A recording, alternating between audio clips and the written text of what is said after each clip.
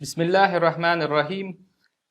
ګرانو مسلمانانو، خویندو ورونو، دا د لمانځه د اصلاح یا د لمانځه د زده کړې دویمه برخه ده چې په دغه برخه کې د لمانځه په ترجمه باندې غږیږو. یعنې د دغه ویډیو نه به موږ او تاسې د لمانځه ترجمه زده کوو. د دې نه مخکې چې د لمانځه ترجمې ته راشو، خپله یوه تجربه در سره شریکومه چې یو څه موده وړاندې، یعنې تقریبا 8-9 کاله مخکې زما خپل لمونځ هم د ترجمې په لحاظ صحیح نه و او په لمانځه کې به مې نور سوچونه زیات وو. بیا په هغه وخت کې د لمانځه د ترجمې سره زه مخ شوم او ومې لیدل چې کله مې د لمانځه ترجمه زده کړه او هغه مې په خپل لمانځه کې تطبیق کړه، نو ډېر زیات زما په لمونځ کې فرق راغی. په هغې وخت کې ما داسې فکر کولو چې یوازې به زه یم چې دا مشکل لرم. بیا مې چې کله دغه موضوع د ځینې نورو دوستانو سره شریکه کړه، د لمانځه د یوې نیمې برخې د معنا پوښتنه به مې ترې نه کوله، نو هغوی هم پرې نه پوهېدل. نو بیا دې باندې پوه شو چې دغه مشکل یوازې زما نه دی، دا د ډېرو خلکو دی، حتی د ډېرو تعلیم یافته خلکو همدا مشکل و.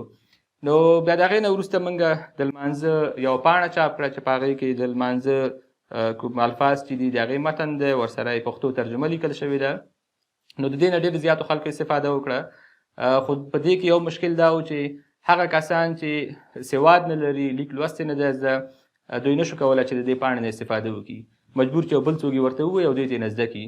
نو دا ځله موږ غوښتل چې د لمانځه د اصلاح په دغه دویمه برخه کې د لمانځه ترجمه د ویډیو په شکل باندې جوړه کړو، تر څو هغه مسلمانان ورونه او خویندې چې لیک لوست زده لري او که نه یې لري، نو دواړه کولی شي چې د دې نه استفاده وکړي. نو هیله ده چې دغه معلومات تاسې د خپلو کورنیو غړو ته ورسوئ او د نورو خلکو سره هم شریک کړئ، تر څو الله تعالی هم د هغوی لمونځونه قبول کړي او هم موږ او تاسې ته په خپل لمونځونو کې او هم د هغوی د لمونځونو په کولو سره موږ او تاسو ته هم اجرونه په لاس راشي. ښه، موږ او تاسې چې لمونځ شروع کوو په تکبیر سره شروع کوو او وایو چې الله اکبر، او د دې معنا ده چې الله ډیر لوی دی یا الله تر ټولو لوی دی یا الله تر هر څه لوی دی. نو الله اکبر، الله تعالی ډیر لوی دی. ښه، بیا په تکبیر پسې بیا موږ او تاسې ثنا وایو د الله تعالی او وایو چې سبحانک اللهم، ای الله ته سپېڅلی، یعنې ای الله تعالی ته سپېڅلی، یعنې ته پاک یې. وبحمدک، ستاینه تا سره ښایي یا ستاینه تا ته ښایي یا ته د ستاینې وړ یې. وتبارک اسمک، او نوم دې مبارک دی یا نوم دې د برکتونو نه ډک دی. وتعالی جدک، شان دې لوړ دی، یعنې شان او شوکت او مقام دې لوړ دی. ولا اله غیرک، او له تا پرته بل معبود نشته. ښه، بیا په دې پسې وایو چې اعوذ بالله من الشیطان الرجیم، الله ته پناه وړم له رټل شوي شیطان څخه. ښه، سورة فاتحه بیا وایو بسم الله الرحمن الرحیم، د مهربانه او بخونکي الله په نامه. الحمد لله رب العالمین، ټول ستاینې او ښه صفتونه الله تعالی لپاره دي، هغه الله چې د ټولو عالمونو پالونکی یا د ټولو عالمونو رب دی. الرحمن الرحیم، دغه رب چې دی ډیر زیات مهربانه او بخونکی دی، یعنی رحمان دی او رحیم دی. مالک یوم الدین، د قیامت د ورځې مالک یا څښتن دی. ایاک نعبد و ایاک نستعین، یوازې ستا عبادت کوو، یعنې موږ او تاسو چې الله تعالی ته ولاړ یو سورت فاتحه وایو په لمانځه کې، نو دا ورسره وایو چې یوازې همدغه ستا عبادت کوو او یوازې له تا څخه مرسته او کومک غواړو. ایاک نعبد و ایاک نستعین، یعنې یوازې ستا عبادت کوو او یوازې له تا څخه مرسته غواړو. اهدنا الصراط المستقیم، موږ ته سمه او مستقیمه لاره وښیه. څه رقم سمه او مستقیمه لاره؟ صراط الذین انعمت علیهم، د هغو کسانو لار چې تا پرې فضل او کرم کړی دی، یعنې تا چې پرې انعام کړی دی، تا پرې فضل او کرم کړی دی، د هغه کسانو لار موږ ته وښیه. غیر المغضوب علیهم ولا الضالین، نه لار د هغو کسانو چې په هغې باندې ستا له لوري نه غضب شوی دی او نه لار د ګمراهانو. او آخره کې وایو چې آمین. نو ای الله زمونږ دغه دعا قبوله کړه. یعنی آمین معنا دا ده چې زمونږ دغه دعا قبوله کړه.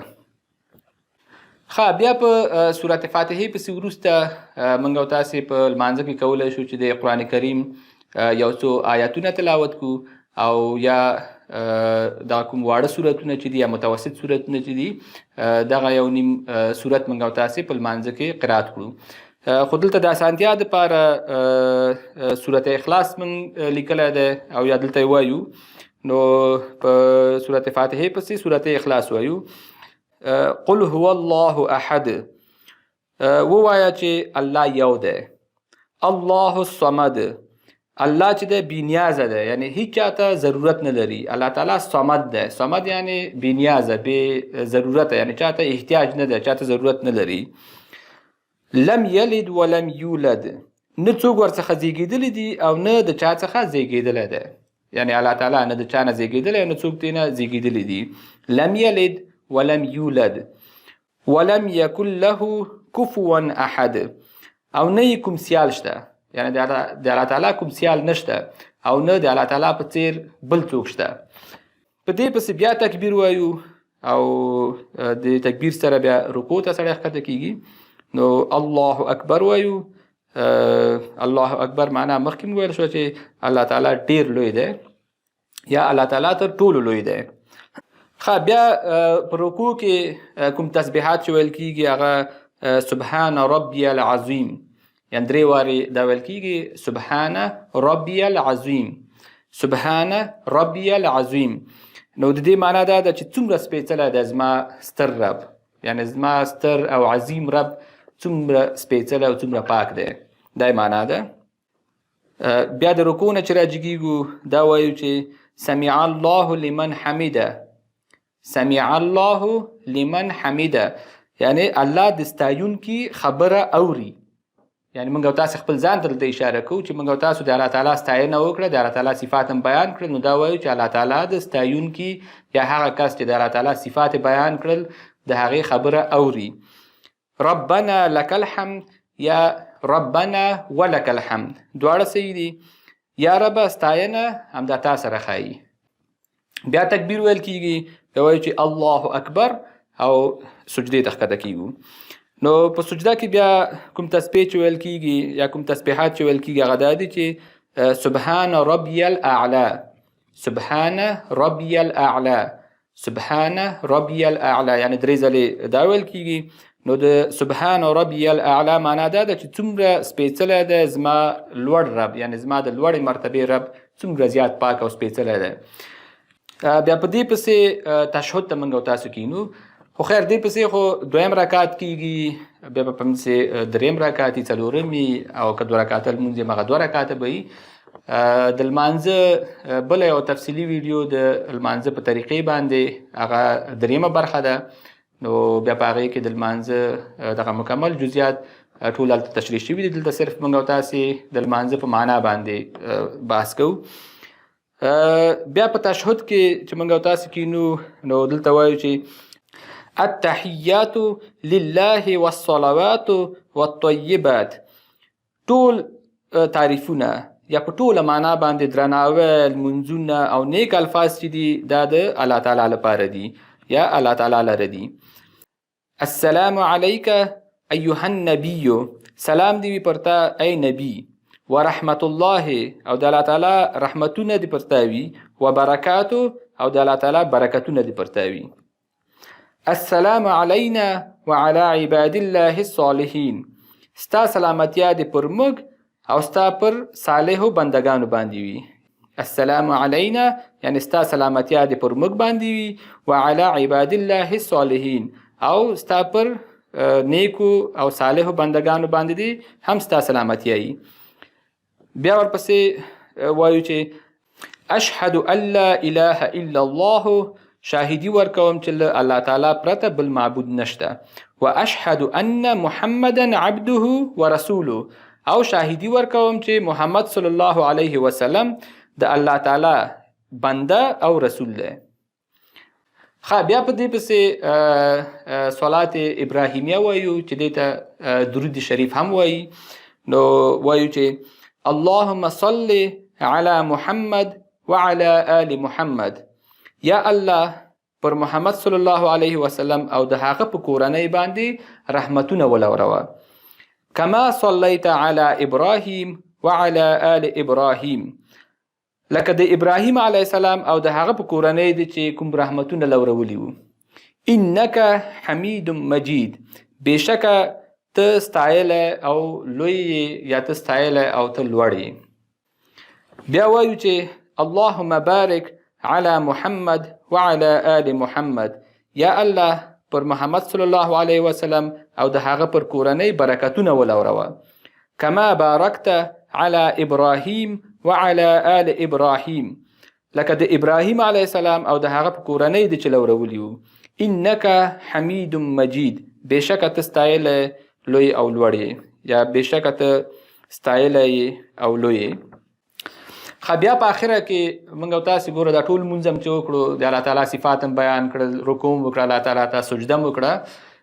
په آخره کې موږ او تاسې د خپل ځان لپاره دعا غواړو. نو ډېره بهترینه دعا ده. وایو چې اللهم ربنا آتنا فی الدنیا حسنه، یا رب موږ ته په دنیا کې نیکي یعنی ښه ژوند راکړه، یعنی په دنیا کې د اسلام نه ډک ژوند، د شریعت نه ډک ژوند او ښه ژوند په دنیا کې د الله تعالی نه غواړو. او وفي الآخرة حسنه، په آخرت کې موږ نیکي غواړو چې هغه جنت ده چې موږ او تاسې غواړو. وقنا عذاب النار، او د دوزخ له اوره موږ وساتي.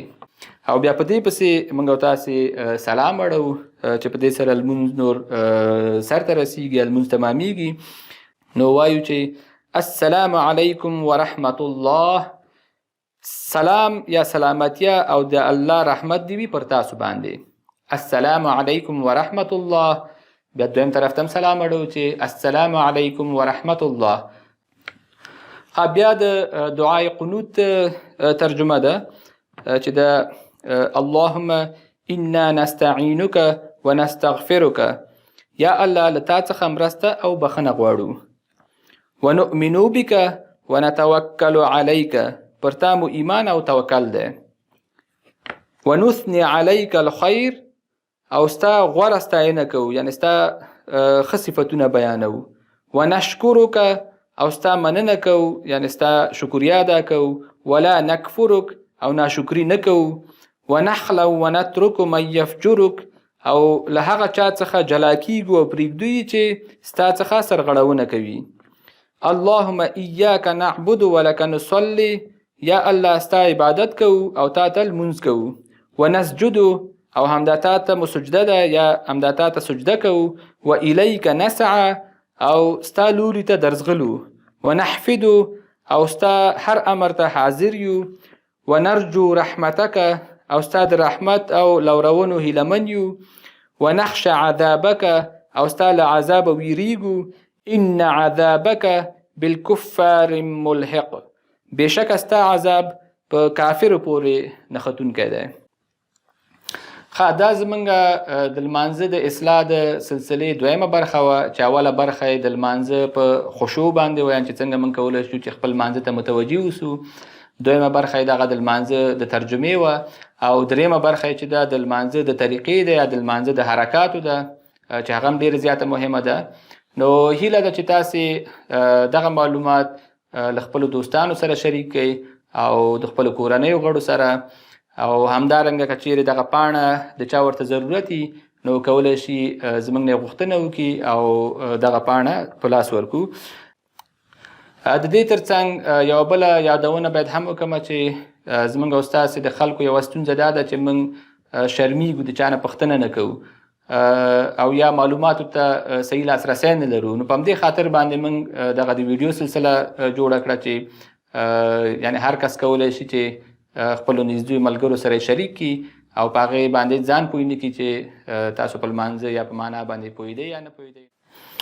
او د دې ترڅنګ ستاسو نه دا غوښتنه ده چې دغه معلومات د خپلو نږدې ملګرو سره او یا هر چاته چې ستاسو وسه کېږي دغه معلومات ورسره شریک کړئ تر څو دوی خپل منځونه اصلاح کړي. نو په دې کې به زموږ او ستاسو ټولو ثواب کیږي. چا چې دا معلومات برابر کړي دي د هغې څوک چې چا سره په کوم نیت باندې شریکوي د هغوی به هم پکې ثواب وي، او هم به د خلکو لمونځونه اصلاح کیږي چې په دې سره زموږ او ستاسو ټوله ټولنه اصلاح کیدی شي. که کله زموږ او ستاسو لمونځونه اصلاح شول نو موږ او تاسو به په هغه وخت کې د فحشا او د منکراتو نه د بدو کارونو نه الله تعالی موږ او تاسو په خپله منع کوي د هغوی نه. خو په هغه صورت کې چې زموږ او ستاسو لمونځونه درست دي اصلاحي، نو بیا هم هیله کوم چې هم دغه ویډیوګانې تاسې په خپله وګورئ. د دې ویډیو نه مخکې ویډیوګانې، د دې نه وروسته ویډیوګانې، دغه ټول سلسله تاسو باید وګورئ او هم یې د نورو خلکو سره شریک کړئ.